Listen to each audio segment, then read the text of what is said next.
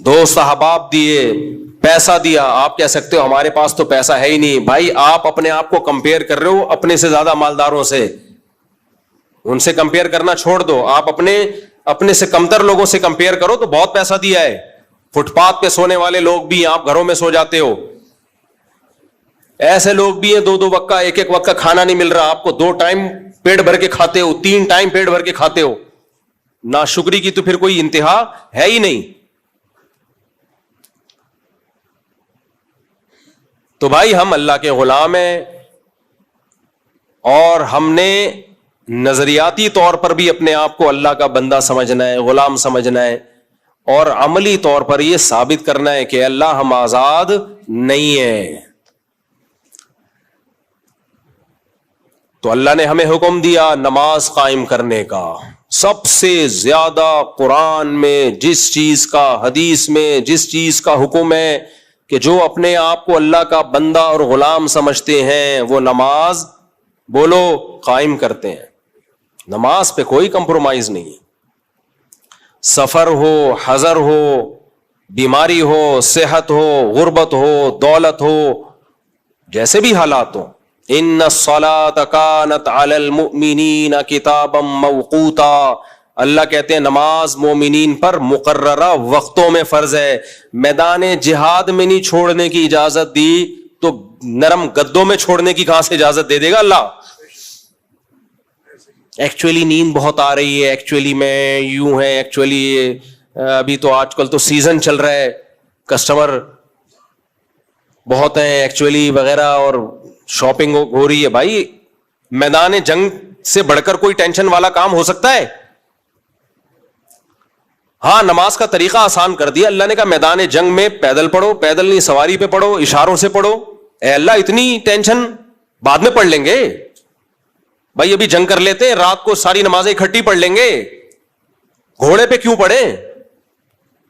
اللہ کہتے ہیں نا نا نا، رات کو ساری نمازیں اکٹھی نہیں. ان الصلاۃ کانت علی المؤمنین کتابا موقوتا. ہر نماز کا ایک ٹائم ہے جو حدیث جبریل سے ہمیں پتہ چلتا ہے. اسی آیت سے پتہ چلتا ہے کہ امام ابو حنیفہ کا موقف بہت مضبوط ہے کہ ہر نماز اپنے ٹائم پہ ادا کی جائے گی. یہ جو 2 نمازیں اکٹھا کرنا ہے، ظہر کے وقت میں ہی عصر پڑھ لی یا عصر تک ظہر کو ڈیلے کر لیا، کسی واضح حدیث میں یہ ثابت نہیں ہے. اس بارے میں یا تو حدیث ضعیف ہے، اگر صحیح حدیث ہے تو صریح نہیں ہے، اس میں واضح مضمون نہیں ہے. ظہر کو عصر کے قریب لے کے جانا، عصر کو پہلے وقت میں پڑھنا، اس کو بھی حدیث میں جمع بین الصلاتین سے تعبیر کیا گیا ہے، خود صحیح حدیث سے ثابت ہے. کیا آپ نے ایک صحابیہ کو کہا ظہر کو آخر وقت میں پڑھو اور عصر کو اول وقت میں؟ بذالک تجمعین بین الصلاتین، اس طرح 2 نمازیں اکٹھی پڑھ لو گی.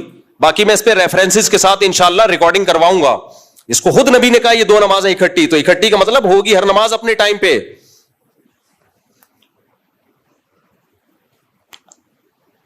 باقی لوگ حدیث صحیح مسلم کی حدیث پیش کرتے ہیں کہ نبی صلی اللہ علیہ وسلم نے 2 نمازیں اکٹھی پڑھی. عشاء کے وقت میں آپ نے جمع کیا مغرب اور عشاء کو. تو اس حدیث کا یہ مطلب نہیں ہے کہ مغرب کو عشاء کے وقت میں پڑھا. اس کا مطلب دوسری حدیثوں کو ملا کے پتہ چلتا ہے مغرب کو آخری وقت میں پڑھا، اس کے فوراً بعد عشاء. تو جمع کا عمل جو کمپلیٹ ہوا ہے وہ عشاء کے ٹائم پہ ہوا ہے، وہ مغرب کے ٹائم پہ نہیں ہوا. سمجھ میں آ رہی ہے بات کہ نہیں آ رہی ہے؟ اور اتنی آزادی دے دی، شاپنگ کے لیے جا رہے ہو ظہر کے ساتھ عصر پڑھ لو. اکیڈمی میں آج بیان لمبا ہو گیا تو ظہر کے ساتھ عصر پڑھ لو. میدان جنگ میں اللہ کہہ رہے بھائی ڈیلے نہیں کر سکتے. بخاری کی حدیث ہے کہ لیس فی النوم التفریط، سوتے میں نماز قضا ہو گئی گناہ نہیں ہے، کیونکہ وہ آپ کے اختیار میں نہیں ہے. آپ نے فرمایا کوتاہی یہ ہے کہ نماز کو اپنے وقت سے مؤخر کیا جائے. تو سفر کے بارے میں یہ حدیث ہے کہ اگر سوتے میں نبی صلی اللہ علیہ وسلم کی ایک جگہ پڑاؤ ڈالا تو کسی کی بھی آنکھ نہیں کھلی، فجر کی نماز سب کی قضا ہو گئی. حضرت بلال کو کے ذمہ لگایا تھا اذان دے کے اٹھانا، تو حضرت بلال کہتے ہیں میری آنکھ لگ گئی. تو آپ نے فرمایا کہ سوتے میں اگر نماز قضا ہو جائے، سوتے کا مطلب یہ نہیں کہ خراٹے لے کے جان کر سو رہے ہیں آپ.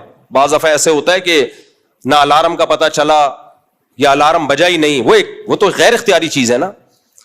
تو سفر کے بارے میں تو آپ نے فرمایا فرمایا کوتاہی یہ کہ نماز کو اپنے وقت سے مؤخر کیا جائے. اس میں نے پورا رسالہ لکھ لیا ہے, صرف اس کو ڈیلیور کرنا باقی ہے. ہاں, حج کے موقع پر, حج تو خلاف قیاس ہے. حج میں تو سارے کام ایسے کروائے جاتے ہیں جو عام روٹین سے ہٹ کے ہیں, وہ تو ہے ہی خلاف قیاس. اسی وجہ سے عبداللہ بن مسعود رضی اللہ تعالیٰ عنہ کی صحیح حدیث ہے کہ نبی نے کبھی بھی 2 نمازیں اکٹھی نہیں پڑھی. اکٹھی کا مطلب قضا کر کے, دوسرے وقت میں داخل کر کے, سوائے حج کے موقع پہ. تو آپ صرف ایک آنکھ سے اگر دلائل دیکھتے ہو تو پھر آپ کو نظر نہیں آئے گا. یہ لوگ کیا کرتے ہیں, ایک چشمے سے دیکھتے ہیں, جو اپنے مطلب کے دلائل, جو فریق مخالف کے دلائل ہیں اس کو یہ ایسے گنے بن کے پی جاتے ہیں. نماز سے بڑھ کر اسلام میں کچھ نہیں ہے بھائی. اور نماز میں اہمیت کس چیز کی ہے؟ پڑھنے کی نہیں ہے, وقت پہ پڑھنے کی ہے.